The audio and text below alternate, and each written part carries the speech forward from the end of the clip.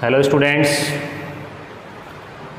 today we are going to study our next concept of acid base definitions. First concept, Arrhenius acid base theory. Now second concept is Bronsted-Lowry acid base concept.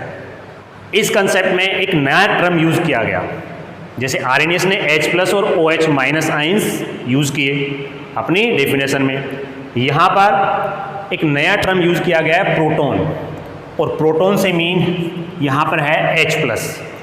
H+ को proton क्यों कहा है? क्योंकि आपने देखा होगा hydrogen, आप सभी जानते हो हाइड्रोजन का जो एटॉमिक नंबर है वो कितना होता है 1। ठीक है, अगर इसमें हम प्रोटॉन की बात करें, प्रोटॉन कितना होता है 1, इलेक्ट्रॉन भी कितना होता है 1, क्योंकि नंबर ऑफ प्रोटॉन और नंबर ऑफ इलेक्ट्रॉन हमेशा क्या होते हैं, इक्वल होते हैं एक न्यूट्रल एटम में। न्यूट्रॉन क्या होता है 0, क्या होता है 0।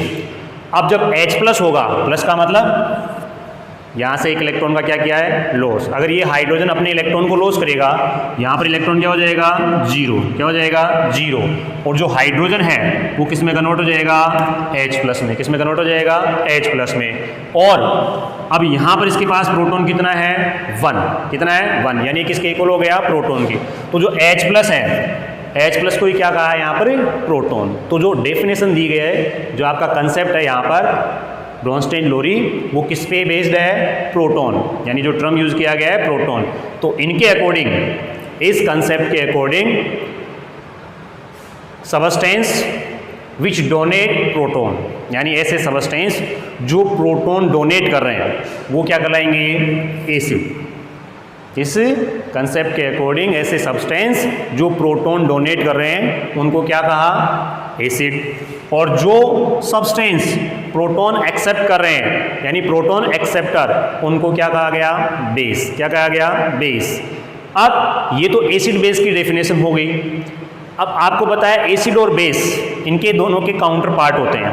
एसिड और बेस इनके जो काउंटर पार्ट है वो क्या बनाते हैं कॉन्जुगेट एसिड बेस पेयर, यानी इन्हीं एसिड बेस से जो इनका काउंटर पार्ट होगा वो क्या बना लेता है कॉन्जुगेट एसिड बेस पेयर। और इसके लिए हम एग्जाम्पल लेते हैं एक। तो देखो, सबसे पहले एग्जाम्पल आपके पास NH3 + H2O और OH- और प्लस NH4+। यहाँ पर आप इस रिएक्शन में देखोगे, सबसे पहले तो ये रिएक्शन है रिवर्सेबल। कौन सी रिएक्शन है रिवर्सेबल? रिवर्सेबल इसलिए है क्योंकि दोनों डायरेक्शन में होगी, फॉरवर्ड भी और बैकवर्ड भी। तो NH3 यहाँ पर और H2O, ये दोनों NH3 यहाँ बेस के रूप में है और H2O एसिड के रूप में। क्यों? क्योंकि H2O देखो यहाँ से किस में कन्वर्ट कर रहा है, कन्वर्ट हो रहा है OH- में। जो H2O है वो OH- में कन्वर्ट हो रहा है। क्यों? क्योंकि ये क्या कर रहा है H+ डोनेट कर रहा है। क्या कर रहा है H+ डोनेट। H2O यहाँ पर H+ डोनेट कर रहा है, और डोनेट करने वाले को हम क्या बोलते हैं एसिड, क्या बोलते हैं एसिड। और H+ यहाँ पर क्या है प्रोटॉन, तो इसने क्या किया है प्रोटॉन डोनेट कर दिया है, H+ डोनेट कर दिया है। तो जो डोनेट करता है प्रोटॉन उसको हमने क्या माना है इसके अकॉर्डिंग, इस थ्योरी के अकॉर्डिंग एसिड। ऐसे ही NH3 को आप देखोगे तो NH3 किस में चला गया NH4+ में, यानी इसने क्या किया है प्रोटॉन एक्सेप्ट किया है। तो NH3 यहाँ पर क्या है प्रोटॉन एक्सेप्टर, और प्रोटॉन एक्सेप्टर को हम क्या बोलते हैं बेस, क्या बोलते हैं बेस। तो यहाँ पर NH3 किसके रूप में है एज ए बेस, और एसिड किस रूप में है एज ए एसिड। अब इनका जो काउंटर पार्ट है वो काउंटर पार्ट क्या बनाएगा कॉन्जुगेट पेयर, क्या बनाएगा कॉन्जुगेट बनाएंगे इनके। तो जो एसिड का जो काउंटर पार्ट है वो किस में कन्वर्ट होता है, कौन क्या बनाता है कॉन्जुगेट एसिड। और जो बेस का काउंटर पार्ट है वो किस में जाएगा कंजुगेट एसिड में। तो ये आपको ध्यान रखना है कि जो एसिड है उसका जो काउंटर पार्ट होगा वो होगा कंजुगेट बेस, और जो बेस है उसका जो काउंटर पार्ट होगा जो बनेगा वो बनेगा कंजुगेट एसिड। क्लियर? तो जो एसिड है वो क्या होंगे प्रोटॉन डोनर, और जो बेस होंगे वो कौन से होंगे प्रोटॉन एक्सेप्टर। तो इस रिएक्शन में आपने देखा कि जो NH3 है वो प्रोटॉन एक्सेप्टर है, इसलिए क्या है बेस, और जो H2 है वो प्रोटॉन क्या है डोनर, इसलिए एसिड के H2 यहाँ पर क्या है एसिड, क्या है एसिड। क्लियर? ऐसे ही दूसरा एग्जाम्पल लेते हैं HCl। HCl आप यहां पर देखोगे तो HCl यहां पर एसिड के रूप में, क्यों? क्योंकि जो HCl हो किस में जा रहा है? Cl माइनस में, यानी इसने क्या किया? Proton donate. क्या किया? प्रोटॉन डोनेट, यानी ये भी यहां पर क्या कर रहा है? प्रोटॉन को डोनेट कर रहा है, यानी H+ डोनेट कर रहा है। और जो H+ डोनेट करता है वो क्या कहलाता है? एसिड। तो यहां पर HCl किसके रूप में है? एसिड के रूप में। और H2O की बात करेंगे इस रिएक्शन में, तो H2O यहां पर बेस के रूप में, क्यों? क्योंकि H2O यहां पर क्या कर रहा है? प्रोटॉन एक्सेप्ट कर रहा है, यानी H2O किस में चला गया? H3O+ में। तो H2O यहां पर क्या कर रहा है? प्रोटॉन एक्सेप्ट कर रहा है। और जो प्रोटॉन एक्सेप्ट करते हैं वो क्या कहलाते हैं? बेस। क्या कहलाते हैं? बेस। और इनसे बनने वाले जो कंजुगेटेड जो पार्ट होंगे वो क्या कहलाएंगे? कंजुगेटेड एसिड और बेस। इन्हीं से जो पेयर बनेगी, इनकी जो पेयर बनेगी वो कहलाएगी कंजुगेट एसिड बेस पेयर। इसीलिए इस कंसेप्ट को हम क्या बोलते हैं? कंजुगेट एसिड बेस पेयर भी बोलते हैं। अब यहाँ पर आपने देखा होगा कि H2O यहाँ भी और यहाँ भी है। इस रिएक्शन के अंदर H2 एसिड के रूप में है, यहाँ पर H2 बेस के रूप में है। क्यों? क्योंकि इस रिएक्शन में क्या कर रहा है? प्रोटॉन डोनेट कर रहा है, OH- में जा रहा है। यहाँ पर ये प्रोटॉन एक्सेप्ट कर रहा है और किस में जा रहा है? H3O+ में जा रहा है। तो H2O एक रिएक्शन में एसिड के रूप में काम कर रहा है और दूसरी में किसके रूप में काम कर रहा है? बेस के रूप में। क्लियर? ऐसे ही अगर हम और स्पीशीज की बात करें और उनके कंजुगेटेड एसिड बेस पेयर की बात करें कि कैसे कंजुगेटेड एसिड और बेस आप बना सकते हो उनके, तो कंजुगेटेड एसिड और बेस बनाने के लिए आपके पास होना चाहिए प्रोटॉन H+। या तो प्रोटॉन ऐड होगा या उसमें से आप सब्ट्रैक्ट करोगे, या तो H+ को ऐड करो या H+ को उसमें क्या कर दो? सब्ट्रैक्ट कर दो। यानी प्रोटॉन या तो डोनेट होगा या एक्सेप्ट होगा। अगर मैं आप एग्जाम्पल लूँ NH3, तो इसका कंजुगेटेड एसिड भी होगा और कंजुगेटेड बेस भी होगा। कंजुगेट एसिड कैसे? NH3 है, अगर ये H+ एक्सेप्ट कर रहा है तो एक्सेप्ट करने वाला क्या कहलाता है? बेस। क्या कहलाता है? बेस। तो जो इसका काउंटर पार्ट बनेगा, जो इससे बनने वाला पार्ट होगा कंजुगेट, वो क्या होगा? एसिड। और ये क्या बन जाएगा? NH4+। अब इसी का कंजुगेट बेस क्या बन जाएगा? क्या करना पड़ेगा? Proton donate. और प्रोटॉन डोनेट करते ही किस में चला जाएगा? NH2- में। तो यहाँ पर ये NH4+ है, वो इसका कंजुगेट एसिड हो गया NH3 का, और NH2- क्या बन गया? इसका कंजुगेट बेस बन गया। ऐसे अगर आपने H2 जैसे हमने रिएक्शन में देखा भी था OH- और H3O+, यहाँ पर ये क्या है? कंजुगेटेड बेस, और ये क्या है? Conjugate acid. कैसे?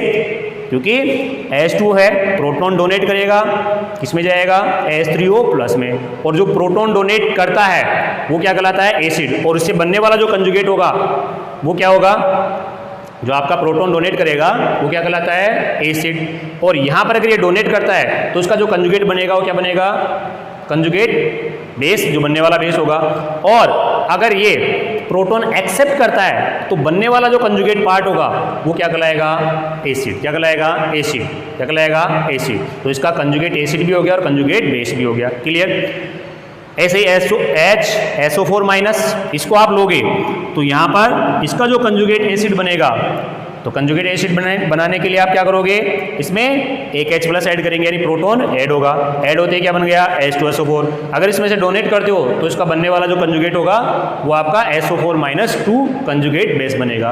तो जो कंजुगेट एसिड बेस है वो इन्हीं के काउंटर पार्ट है। जो एसिड बेस है वो कभी भी अलोन नहीं होते हैं, और इनके जो काउंटर पार्ट है वो किस में कन्वर्ट हो जाते हैं? कंजुगेट एसिड और बेस में। तो जो काउंटर पार्ट बनेंगे इनके एसिड बेस के, वही क्या कहलाते हैं? कंजुगेट। और इनसे बनने वाली जो पेयर है वो कहलाती है कंजुगेट एसिड बेस पेयर। जैसे सपोज करो यहाँ पर आपका NH3 और NH4+, दूसरा आपका हो गया H2O और OH-। तो ये दोनों क्या है यहाँ पर? कंजुगेट एसिड बेस पेयर है। यहाँ पर ये क्या बना रहे हैं? Conjugate acid base pair. तो ये आपका कंसेप्ट है ब्रोंस्टेड लोरी एसिड बेस कंसेप्ट। जो ब्रोंस्टेड लोरी एसिड बेस कंसेप्ट है वो जिनमें H+ आयन नहीं है या H+ नहीं है, या जिसको हम प्रोटॉन बोल रहे हैं वो नहीं है, तो ये उनको एसिड बेस में डिफाइन नहीं कर सकती। इसीलिए अगली जो नई थ्योरी आई इसके बाद जो थर्ड डेफिनेशन आई वो मोस्टली आपकी एसिड बेस को डिफाइन करने वाली थ्योरी है, और जिसको हम बोलते हैं Lewis concept of acid and base. Clear. तो नेक्स्ट जो कंसेप्ट है वो हम पढ़ेंगे Lewis concept of acid base. Lewis concept जो है वो बेसिकली डिपेंड है electron pair acceptor and electron pair donor. तो लुईस के अकॉर्डिंग एसिड किनको माना गया है? According to Lewis acid are electron pair acceptors and electron pair donor are base. Clear. तो लुईस के अकॉर्डिंग इलेक्ट्रॉन पेयर एक्सेप्टर जो सब्सटेंस है, जो इलेक्ट्रॉन पेयर को एक्सेप्ट कर रहे हैं वो एसिड हैं, और जो इलेक्ट्रॉन पेयर डोनेट कर रहे हैं, डोनर है, वो लुईस के अकॉर्डिंग बेस है। कैसे? For example BF3 NH3, BF3 की NH3 के साथ रिएक्शन में आप देखोगे कि यहाँ पर जो BF3 है ये एसिड है, एसिड के रूप में है, और जो NH3 है वो बेस के रूप में है। क्यों? क्योंकि जो NH3 है उसके ऊपर आप देख रहे हो एक लोन पेयर है। NH3 के पास क्या है? एक lone pair. Electron pair two type के होते हैं, lone pair and bond pair. Electron जो है पेयर, टू इलेक्ट्रॉन का एक पेयर होता है जिसको हम इलेक्ट्रॉन पेयर बोलते हैं। वो टू टाइप के होते हैं, एक होता है बॉन्ड पेयर, एक होता है लोन पेयर। बॉन्ड पेयर वो होते हैं जो बॉन्ड में पार्टिसिपेट करते हैं, जो बॉन्ड बनाने में जो आपका बॉन्ड होता है उसमें पार्टिसिपेट करने वाले जो इलेक्ट्रॉन है वो बॉन्ड पेयर कहलाते हैं। जैसे सिंगल बॉन्ड में तो ये टू इलेक्ट्रॉन है तो ये बॉन्ड पेयर है। डबल बॉन्ड होता है तो इसमें 2 बॉन्ड पेयर है। ट्रिपल बॉन्ड है इसमें 3 बॉन्ड पेयर हो गए। तो ये बॉन्ड पेयर वाले इलेक्ट्रॉन है। कुछ इलेक्ट्रॉन ऐसे होते हैं जो बॉन्ड में पार्टिसिपेट नहीं करते, यानी बॉन्ड बनाने में मॉलिक्यूल्स जो एटम्स है उनके बीच में जो बॉन्डिंग हो रही है उस बॉन्ड में पार्टिसिपेट नहीं कर रहे हैं, वो आपके इलेक्ट्रॉन क्या कहलाते हैं? Lone pair. जैसे यहाँ पर NH3 के पास जो लोन पेयर है ये बॉन्ड में पार्टिसिपेट नहीं कर रहा, ये इसके पास लोन पेयर के रूप में है। तो ये जो आपका NH3 है ये अपने लोन पेयर को किसको डोनेट कर रहा है? किसको डोनेट कर रहा है? BF3 को। और जो लोन पेयर यानी इलेक्ट्रॉन पेयर के रूप में जो है, तो जो इलेक्ट्रॉन पेयर को डोनेट करता है वो क्या कहलाता है? बेस। क्योंकि NH3 ने ये जो लोन पेयर अपना इलेक्ट्रॉन पेयर है वो BF3 को क्या कर दिया? डोनेट। और डोनेट करके क्या बना लिया? Coordinate bond. किसके माध्यम से बना रहा है? Coordinate bond. कोऑर्डिनेट बॉन्ड क्या होता है? जो कोवेलेंट बॉन्ड के जो इलेक्ट्रॉन होते हैं, जैसे मान लो ये कोवेलेंट बॉन्ड है, इसमें 2 इलेक्ट्रॉन है, ये आपका A एटम है और ये B एटम है। तो 2 एटम के बीच में अगर कोवेलेंट बॉन्ड है और कोवेलेंट बॉन्ड के जो इलेक्ट्रॉन है, ये जो इलेक्ट्रॉन पेयर है दोनों इलेक्ट्रॉन, ये किसी एक इलेक्ट्रॉन की तरफ चले जाना, सप्लाई हो जाना, तो यहाँ पर जो कोवेलेंट बॉन्ड जो है उसके इलेक्ट्रॉन कहाँ चले जाएंगे? BF3 के पास चले जाएंगे। यानी पूरा का पूरा लोन पेयर किसको डोनेट कर देगा? NH3 BF3 को। और जो डोनेट करता है इलेक्ट्रॉन पेयर वो क्या कहलाता है? बेस। और जो इलेक्ट्रॉन पेयर एक्सेप्ट करता है वो क्या कहलाएगा? आपका एसिड। तो BF3 ने क्या किया है? इलेक्ट्रॉन पेयर को एक्सेप्ट किया है, और NH3 ने यहाँ पर क्या किया है? इलेक्ट्रॉन पेयर को डोनेट किया है। तो BF3 लुईस के अकॉर्डिंग क्या है? एसिड, और NH3 लुईस के अकॉर्डिंग क्या है? बेस। क्लियर। सो अब हम कह सकते हैं कि जो इलेक्ट्रॉन डिफिशियंट है, जिसके पास इलेक्ट्रॉन की कमी है, तो जो इलेक्ट्रॉन डिफिशियंट कंपाउंड है, इलेक्ट्रॉन की कमी वाले कंपाउंड जिनके पास इलेक्ट्रॉन की कमी है, वो क्या माने जाते हैं? एसिड लुईस के अकॉर्डिंग। और जिनके पास इलेक्ट्रॉन ज़्यादा है, जो इलेक्ट्रॉन रिच है, संपन्न है, तो इलेक्ट्रॉन रिच कंपाउंड्स को क्या माना गया है? बेस। क्या माना गया है? बेस। अब इलेक्ट्रॉन डिफिशियंट कौन से कंपाउंड है? इलेक्ट्रॉन रिच कंपाउंड कौन से हो सकते हैं? तो मोस्टली जितने भी केटाइंस हैं, केटाइन का मतलब जिनके ऊपर पॉजिटिव चार्ज होता है, प्लस का चार्ज होता है, जो इलेक्ट्रॉन लॉस करके पॉजिटिव यानी केटाइन में चेंज हो जाते हैं। तो जितने भी केटाइन हैं जिनके ऊपर प्लस का चार्ज है, जैसे Mg+2, Na+2, Ca+2, इन सब पे पॉजिटिव चार्ज है, इलेक्ट्रॉनों का लॉस किया है इन्होंने, यानी इनके पास इलेक्ट्रॉन की क्या है? कमी। तो ये क्या है? इलेक्ट्रॉन डिफिशियंट है, इलेक्ट्रॉनों की कमी है इनके पास, एक प्रकार से केटाइन है। और जो इनकम्प्लीट ऑक्टेट वाले हैं, इनकम्प्लीट ऑक्टेट मीन्स जिनके आउटर मोस्ट सेल में 8 इलेक्ट्रॉन नहीं है, जैसे BF3 है, इसके आउटर मोस्ट सेल में ऑक्टेट कंप्लीट नहीं है इसका। AlCl3 में जो एल्यूमिनियम है इसका भी आउटर मोस्ट शेल जो है उसका ऑक्टेट कंप्लीट नहीं है। तो जो इनकम्प्लीट ऑक्टेट वाले जो कंपाउंड्स है वो सारे के सारे और जो कैटाइंस है ये सब लुईस के अकॉर्डिंग इनको क्या माना गया है, क्या माना गया इनको लुईस के अकॉर्डिंग एसिड, क्या माना गया है एसिड। सेकेंड इलेक्ट्रॉन रिच वाले जिनके पास इलेक्ट्रॉन ज़्यादा है पहले से एक्स्ट्रा है, या जिनको हम एनाइन बोलते हैं जिनके ऊपर माइनस का चार्ज है, नेगेटिव चार्ज है, माइनस है, और या जिनके ऊपर लोन पेयर है, इलेक्ट्रॉन लोन पेयर है, तो वो सारे लुईस के अकॉर्डिंग क्या माने गए हैं बेस, क्या माने गए हैं बेस। तो जो इलेक्ट्रॉन रिच है, एनाइन है, या जिनके ऊपर लोन पेयर है, जैसे फॉर एग्जांपल H2O, तो H2O में ऑक्सीजन के ऊपर 2 लोन पेयर है, तो ये लुईस के अकॉर्डिंग क्या है बेस, क्या है बेस।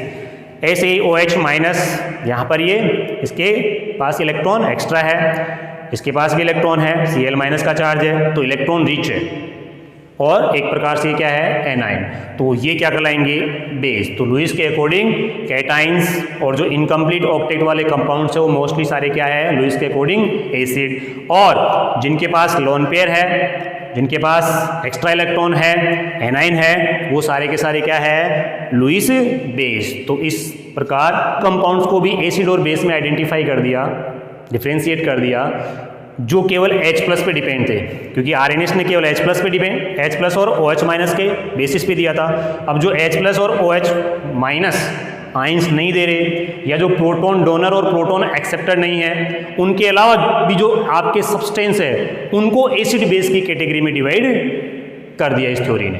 तो लगभग ये जो लुईस की जो थ्योरी थी एसिड बेस की, ये मोस्टली एसिड बेस को क्लासीफाई कर रही है। क्लियर। तो जो एसिड बेस की डेफिनेशन थी वो कंप्लीट हो चुकी है। 3 डेफिनेशन आपके जो 10th क्लास में है, Arrhenius concept, second Bronsted Lowry concept, और third Lewis concept of acid and base.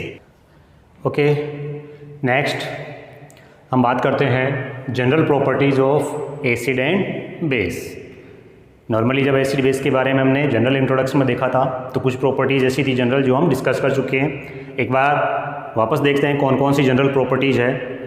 तो देखो, first asset turn blue litmus into red. Acid जो होते हैं वो ब्लू लिटमस को किस में कन्वर्ट कर देते हैं, रेड में, और जो बेस होते हैं वो रेड को किस में कन्वर्ट कर देते हैं, ब्लू में। लेकिन दोनों ही एसिड और बेस, एसिड जो है रेड के साथ कोई कलर चेंज नहीं करेगा, और जो बेस है वो ब्लू के साथ कोई कलर चेंज नहीं करेगा। क्लियर। सेकेंड जो हम बात करते हैं रिएक्शन विथ मेटल्स, यानी एसिड बेस की मेटल्स के साथ क्या रिएक्शन होगी। मोस्टली जो एसिड है वो मेटल के साथ रिएक्शन करते हैं और salt plus hydrogen gas release करते हैं। ऐसे ही कुछ बेस हैं, हालांकि सभी बेस जो है मेटल के साथ रिएक्ट नहीं करते हैं, बट कुछ मेटल्स जो है वो बेस के साथ रिएक्शन करती है। जैसे फॉर एग्जांपल एसिड के लिए H2SO4 है, जिंक, यानी जिंक मेटल के साथ रिएक्ट करके क्या फॉर्म करेगा, जिंक सल्फेट, और साथ में कौन सी गैस, हाइड्रोजन गैस रिलीज करेगा। यहाँ से जो ये रिएक्शन है इसका डायग्राम कई बार एग्जाम में पूछा जाता है। जो हाइड्रोजन गैस है, या हाइड्रोजन गैस प्रोड्यूस करने वाला, या जो है जिंक यानी मेटल और मेटल की एसिड के साथ रिएक्शन करने का जो डायग्राम है उसको बोर्ड एग्जाम में पूछा जाता है केवल डायग्राम के रूप में। और यहाँ पर जो हाइड्रोजन गैस है उसकी आइडेंटिफाई कैसे होती है, इसको बर्न करके, यानी जलाने पर आपको पॉपअप साउंड सुनाई देगी, तो उससे हम आइडेंटिफाई कर लेंगे कि जो इस रिएक्शन में जो गैस रिलीज हो रही है वो हाइड्रोजन गैस ही है। इसके लिए जो अपार्टस यूज़ किया जाता है रिएक्शन करवाने के लिए, उसका डायग्राम कई बार एग्जाम में पूछते हैं। अगर हम बेस की बात करें तो जो बेस है, जैसे बेस अगर जिंक के साथ रिएक्ट करता है, सोडियम हाइड्रोक्साइड, इसकी रिएक्शन अगर जिंक से करवाते हैं, देन जो बनने वाला कंपाउंड होगा वो होगा सोडियम जिंकेट। क्या बनेगा, सोडियम जिंकेट, और साथ में कौन सी गैस रिलीज होगी, हाइड्रोजन। कौन सी गैस रिलीज होगी, हाइड्रोजन। कई बार ये जो रिएक्शन है ये भी इंपॉर्टेंट रिएक्शन है। ये रिएक्शन भी कई बार एग्जाम में पूछी जाती है, सोडियम जिंकेट वाली, कि जो सोडियम जिंकेट है इसके बारे में। Next, metal oxide and non metallic oxide. सबसे पहले मेटल ऑक्साइड कौन से होते हैं और नॉन मेटल ऑक्साइड कौन से होते हैं। जो मेटल ऑक्सीजन के साथ रिएक्शन करके जो ऑक्साइड बनाएगी वो मेटल ऑक्साइड, और जो नॉन मेटल ऑक्सीजन के साथ रिएक्शन करके जो ऑक्साइड बनाएंगे वो क्या कहलाएंगे, नॉन मेटलिक ऑक्साइड। तो जो मेटलिक ऑक्साइड है, मेटलिक ऑक्साइड एसिड के साथ रिएक्शन करके क्या बनाते हैं, साल्ट प्लस वाटर, और नॉन मेटलिक जो ऑक्साइड है वो बेस के साथ रिएक्शन करके क्या बनाएंगे, साल्ट प्लस वाटर। कैसे, क्योंकि एक प्रकार से हम इसको न्यूट्रलाइजेशन रिएक्शन ही बोल सकते हैं। कैसे कि यहाँ पर ये एसिड है और जो मेटल ऑक्साइड है, आपको बताया मेटल ऑक्साइड नेचर में कैसे होते हैं, आपने 6th क्लास में 8th क्लास में पढ़ा है। मेटल ऑक्साइड की नेचर कैसी होती है, बेसिक। कैसी होती है, बेसिक। तो यहाँ पर जो मेटल ऑक्साइड है किसका काम कर रहा है, बेस का। ये बेस का काम कर रहा है, यहाँ पर एसिड है, तो एसिड और बेस की रिएक्शन जो होगी वो क्या होगी, न्यूट्रलाइजेशन रिएक्शन। और जैसे न्यूट्रलाइजेशन रिएक्शन में क्या बनता है, साल्ट प्लस वाटर। तो यहाँ भी जो मेटलिक ऑक्साइड और नॉन मेटलिक ऑक्साइड है वो क्या देंगे, न्यूट्रलाइजेशन रिएक्शन। जैसे नॉन मेटलिक ऑक्साइड है यहाँ पर, तो नॉन मेटलिक ऑक्साइड नेचर में कैसे होते हैं, एसिडिक। तो यहाँ पर ये एसिड के रूप में काम करेंगे, बेस के साथ रिएक्शन होगी और क्या बनेगा, साल्ट प्लस वाटर। तो ये भी एक प्रकार से क्या बनाएंगे, neutralisation reaction. For example copper oxide, यहाँ पर Cu, ये एक प्रकार से क्या है, मेटल ऑक्साइड।